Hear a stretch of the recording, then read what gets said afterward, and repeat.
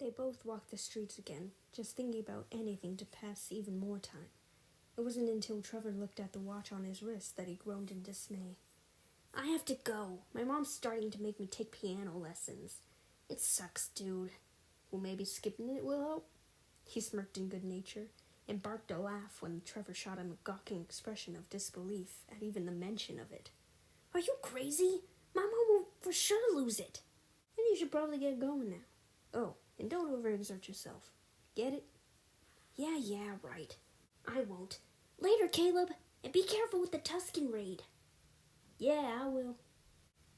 He watched as Trevor jogged off in the direction of the old apartment complexes, and he kept watching until he was assured of the young boy's safety within the building.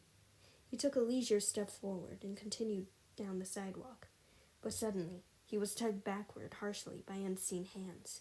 He lurched forward in an effort to escape, anger flashing in his gut at the situation he found himself in again, and began struggling harder. That was until a hand slapped into his face and shoved him backward and straight into his captors.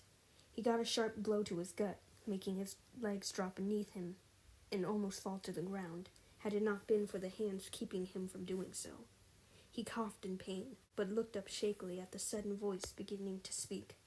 Listen to me very carefully. If you don't, we'll do far worse than what you already have. Understand? He didn't answer. Instead, he spat out blood directly at his shoe. I'd say we teach him now, and then send his corpse to his coward gang, Tuscan. A voice of disgust came from his left, and he spurred his head up in shock and horror. It was Tuscan. The Tuscan.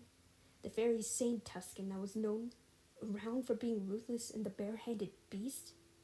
He fixed his now wide eyes on the young man in front of him, but couldn't help but be slightly surprised by what he saw.